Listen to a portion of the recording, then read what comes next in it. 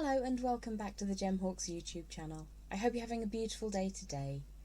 For our wire tutorial today here on YouTube, I want to share a couple of festive Yule midwinter designs with you. I've got a holly leaf with some beautiful berries and I've got an oak leaf with an acorn. Now, the classical stories attached to midwinter are the overthrowing of the Holly King by the Oak King as he returns on the 21st of December to regain the light. And the idea is we celebrate this day because it means that our days are once again getting longer, and I don't know about you, but I'm really looking forward to a little bit more daylight. And so we're nearly there. Let's celebrate and let's create some lovely little designs that you can use in whatever projects you want. You can make them into earrings, brooches, just as a pendant. You could add beads if you wanted to. What I've done with my pieces is I have added them to a candle, and I'll be lighting this on the 21st to celebrate that Yule. So I've got holly, I've got oak leaves and acorns, I've got the sun represented there, and this is all to represent the day of Yule at midwinter on the 21st. So there's lots of things that you can use these designs for. But let's get down to the board and I'll show you what I've made and what we can make together. So I have two designs to share with you today. I've got my holly leaf with those lovely vibrant red berries, and I've got an oak leaf. They're both very, very stylised pieces with a little acorn on the side. So to celebrate that we are living with the Holly King now, we're going to start with the holly. I'm just going to show you very, very quickly the wires that I'm using. For these pieces today, I'm working with artistic wire in 1mm or 18 gauge, and I have the red Rouge Rojo or the green Vert or Verdi colourway, and I think that these are probably the most beautiful colours for this design. Now, I could also have worked in 0.8mm gauge, which is approximate to 20 gauge wire, but I didn't have any in these gorgeous colours. So you will find it slightly easier if you do work in ever such a slightly lighter wire. And I would recommend, if you can get those colours, 0.8mm or 20 gauge. So for the main part of the design, we're going to be looking at the holly leaf. And I have here around about 10 inches or so of that lovely green 1mm or 18 gauge wire. Now, you do really want to condition your wire every time you're going to use it anyway, but what you'll find with a coloured wire is it just makes it much less likely you're going to dink it or nick it as you use your tools on the coated wire. So we're working with about 10 inches, which is more than we need, and that just gives us a little bit of room to manoeuvre in case we do nick some of the coating off at the ends. So I'm finding the approximate centre point on that 10 inches or so of wire, and I'm going to put quite a sharp bend in there with my bent chain nose pliers. Now, under normal circumstances, I would be popping in here with my round nose pliers to sharpen that up, and also to squeeze down from above and below to get a really nice tight shape in there. I'm not going to do that because I'm more concerned today about protecting that beautiful wire colour. So I'm going to use my thumb to generate almost a half moon or a bit of a rainbow shape coming out on one side from that point. Flip that over and repeat on the other side. Now, I am no botanist. I don't know how symmetrical holly leaves are, so I tend to make mine a little bit skewed to one side so that they just very, very gently curve around, like so. Doesn't matter whether you make them completely straight or if they're slightly different on each side. You do what you want to see on your design. So what I'm going to do now are a series of 3 peaks on both sides, imagining that this is the bottom or the tip of the leaf. So making sure that that's nice and fluid and warm, I'm just going to rotate that around, pop underneath with my bent chain nose pliers, and we're going to grip a hold of the wire and draw that back and create another similar shape. Now, you don't have to have them in exactly the same orientation if you don't want them to, but what I tend to do is to have quite a large little swoosh or half moon down at the bottom, push that back and then generate another half moon shape, and then just slightly smaller but wider. So if we pop the leaf shape down, my first swoosh is quite large. I'm going to have a slightly smaller swoosh now, but it's going to come further out either side than the first point that we've created. It's just an aesthetic that I like. You can make these exactly how you want. So just making that exactly how I want to see it. Pop those pliers into position, push the wire back down, and then create my second little swoosh on that side, and then I'm going to create that point. If we imagine there's a straight line coming down from 12 o'clock to 6 o'clock, first point comes to here, a little bit further out, I'm going to try and hit that same point as we did with the first point. So if I complete this side of the leaf first, then we'll go back to the other side and make sure that we've got a little bit of symmetry going on. So the last swoosh is nice and generous and elongated. One of these wires is going to become the stem. So I need to repeat on the other side. So I'm just going to flip the design over. It's exactly the same thing. We're just looking at what was the underside now. So pushing that wire down. And again, as I say, I'm working with the 1mm or 18 gauge. If you chose to, you could work with a slightly lighter gauge and it would be a little bit easier to manipulate. So what I want to do is to have, we're looking at it sideways on now, so the first one is slightly narrower, second one slightly wider, and I'm going to try and bring the last point on our holly leaf back to be similar to the first one that we created. So just pop those pliers underneath, push the wire over, and then pop back in with your finger or your thumb, whichever is your preference, to just bring that all together. Now what I'm going to do is just elongate that out ever so slightly, trying to keep that as flat as possible. And what we're going to do is designate one of these as the stem and one as a piece of decorative wire that will look like the spine of the leaf coming back down towards the very, very tip as we're looking at it. So I've decided that the slightly shorter one is going to be the stem. I've put quite a hard bend in there, and then I'm going to bring that back so that it's straight. Flip the design over. What I'm going to do is very gently smooth a little extension to that half moon shape so that it sits over the top of that piece we've made. What I need to do next is wrap the slightly curvier wire around the stem, and I think I've probably made that slightly too long, so I'm just going to move that bend along a little bit by opening and closing like so until it sits where I want it to sit. That looks a little bit better. So that's where I want it to happen. I'm going to put that sharp bend in and then draw it back so that it's straight or straight-ish. And then I'm going to super warm the section of wire that's still curvy. This is going to wrap once or twice around the stem. It will be easier with a lighter wire. I'm going to pinch that as firmly as I can and take that all the way around. Now the reason I'm doing this by hand is to preserve the coating on the wire, and I'm making a very much oversized holly leaf here. That's my usual size for earrings. It's a little bit smaller, so it's around about 1 inch from tip to berry. So what I'm going to do again is pinch the section of wire which was curvy, draw that tail all the way around for a second time, and then pull it up and away. Now I am going to take a chance and just very, very gently close that loop section up like so, before drawing that tail of wire slightly forwards like so, and then allowing it to come down over the body of your leaf. Now you can spend a lot more time than I just have getting this to look exactly how you want it to. So if I flip that over and show you the underside, that's what my holly leaves tend to look like. You can take a little bit more time to make that look exactly how you want it to. I'm just going to squish that to make sure that it's firmly in position and elongate the holly leaf ever so slightly. What I'm going to do now is pull that tail over the body of the leaf. I'm going to put a bit of a curve on it because I like to see that. You don't have to have a curved holly leaf, you can have a straight one if you want to.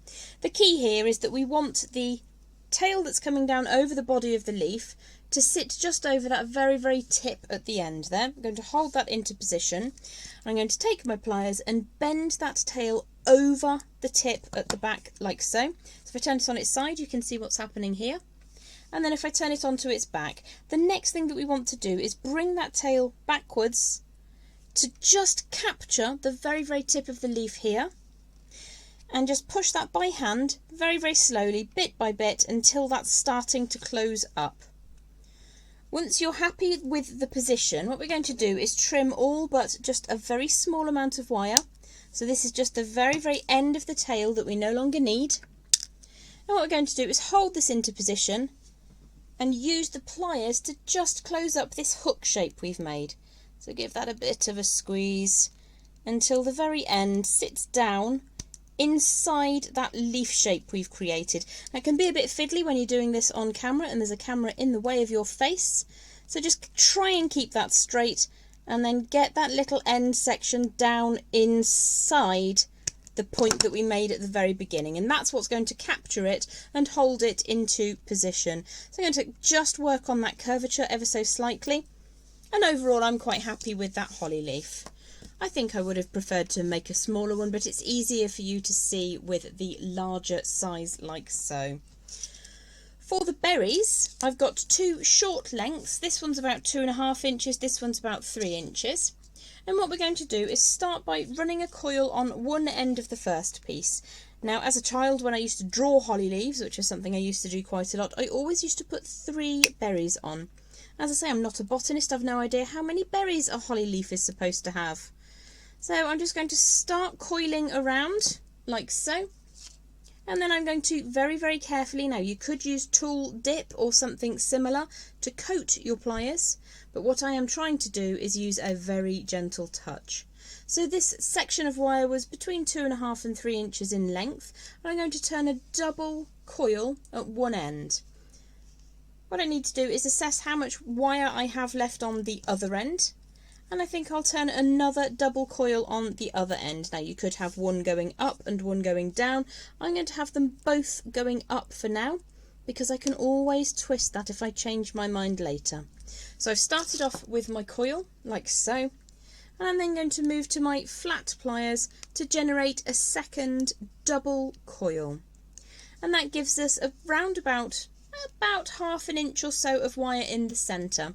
And what we're going to do is use that to wrap around the neck of the stem, like so. So if you want to, you could hook that up inside the body of your design. So what I'm doing here is I'm popping the one coil just over the top of the holly shape, but underneath the spine that we had going down the centre, and then just hooking that onto the spine segment. This gives me something to grip hold of with my non-dominant hand whilst I take that tail all the way around. You could go for once, you could go for twice. I think maybe what I'm going to do is just unspool that ever so slightly and bring that up and over the top. So I've got my first 2 berries into position. You could take your second section of the red wire and add another couple of berries if you want to. It's entirely up to you. I think actually I'm going to leave it there. Now if you need to any assistance with a wrapped loop, there are dedicated tutorials for that, but I have shown you so many times I feel I would be boring you silly. So what we're going to do for the second part of the tutorial is work on a stylised oak leaf and also a lovely little acorn shape. Now I am working with 0.8mm round raw copper wire. That's equivalent to approximately 20 gauge wire. It's beautiful to work with. If you were going to wear the leaf as an independent piece of jewellery, probably sticking with that 1mm or 18 gauge would be smart, as it's much firmer. But if you're going to make a form, as I did, and pop it on a candle, then the 0.8 or 20 gauge is perfectly adequate. So this is the form that we're going to work on next. I've got a stylised oak leaf and then I've got a little acorn as well. So I'm going to begin by using approximately 14 to 15 inches of that 0.8 or 20 gauge raw copper round wire. And I'm going to make that super fluid. Now we don't need all of this for our design, but you can make a really nice long stem if you need to. So as I say, it's about 14 to 15 inches that we're working with right now. What I'm going to do is start off again in that centre point. We're going to make quite a deep little U shape down at the bottom there. Just to begin with, I'm then going to flare those wires out, and you can see how buttery soft that is just with the small amount of warming I gave it on camera a second ago. So we've got this deep U shape down at the bottom. If I flip that around, what we're going to do is a series of almost like frills. Now I'm sure there is a word for this. I want to say bifurcated leaves, where you get 2 little sections in one, but I could be wrong. So there are a couple of different outlines that come up when you search for oak leaves. I'm just going to bring my camera over for a second. my candle even. So sometimes you get this little double, the bifurcated segments like this, and other oak leaves come up like this. This is the one that we're going to show you how to do today, which is quite a frilly, quite traditional oak kind of shape. So what I would do now is just create a series of ripples or a series of U shapes. Now you can 100% go onto your favourite search engine, just popping the pliers underneath and drawing it round. So what I'm making here are a series of opposing U shapes. The ones coming out are nice and sweeping, the ones going inside the frame are quite sharp by comparison. So I'm just going to do a couple of those as I move on through the design. I tend to make the outer ones by hand. So I've distracted myself from what I was saying. But you can go onto your favourite search engine and you can look up a particular type of oak or a rowan or whatever you fancy creating with your nature designs. But I really like the aesthetic of the Holly King and the Oak King together. So I'm going to continue sharp U's on the inside, more rounded U shapes on the outside, and I find that by doing the outside shape U's by hand, they're very much different to the inside ones, and you can therefore achieve that sort of value that you're looking for. Push that back out again, and I'm always, as ever, using my bent chain nose pliers. I've had these ones for millennia by now, it feels. So just allowing the heat in that wire to work to your benefit and just using your hands primarily to create this beautiful natural shape. I'm going to do a couple more and then we'll take a break whilst I catch up on the other side. So if I bring the pliers back in, you can create the oak leaf with the single bulging sections really quite quickly. The one with the double notches is a little bit more intensive in terms of time. So again, pliers for the inside, and then a nice sweeping U for the outside. So I'm going to call a halt to it there. If I flip the design over, I'll do the first U on this side. So again, using those pliers for the inside section, and then the hands for the outside. What I'm going to do rather quickly now is just repeat that on this side so that we can meet together at the other end. So I've just repeated, as I did on the first side, a number of smooth sweeping U-shapes to the outside, slightly sharper on the inside to give a sense of an oak leaf. It's not a perfect representation, and I'm sure botanists, if they were watching this, they would be very annoyed with me. So I have created the soft sweeping U for the last time. What I want to do now is sharpen that up at the base. So I'm going to pop my pliers in and just draw that wire back so it's coming up at a slight angle. If I turn the leaf around, just slightly bulging towards the centre of the leaf, and what I want to do is get a little bit more sharpness in this section just here. So if I pop those pliers back in to that outside of the U, I'm just going to mess with that until I get a much more defined, it's almost like half a U and then a straight line. So if I flip that over to the other side, I'm going to do the same thing again. I'm going to take that soft U shape, pop my pliers halfway along it and turn that quite sharply so you get almost a half of a U shape. What I'm going to do then is very similar to what we did with the holly leaf. I'm going to make one of these into a straight on. So if I take my pliers, put them into position and then just turn that sharply at 90 degrees like so, I'm then going to wrap the other one around the stem that we've just created.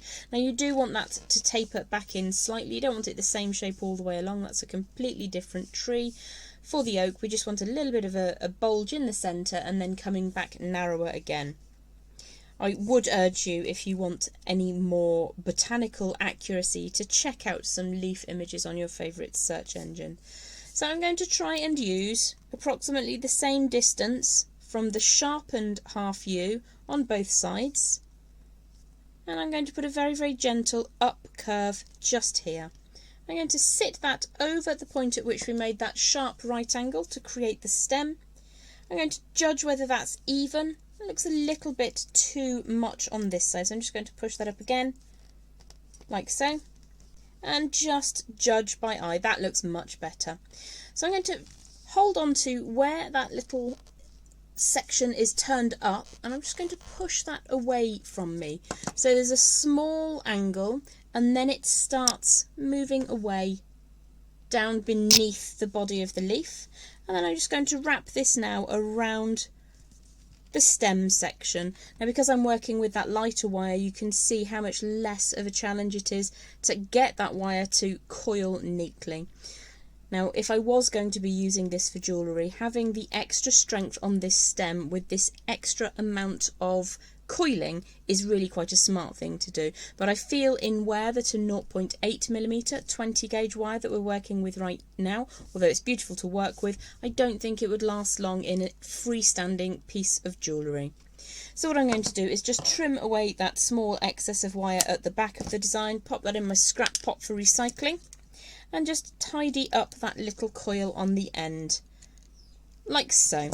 So there's my basic leaf shape. What we want to do now is unspool an extra section of that wire, which is the raw copper round, and I'm working again in the 0.8mm approximately 20 gauge. If I put my oak leaf up to one side, I have here around about 7 or 8 inches of the 0.8, and I'm just going to smooth that between thumb and forefinger gently, like so, just to get a real beautiful heat and fluidity to the wire.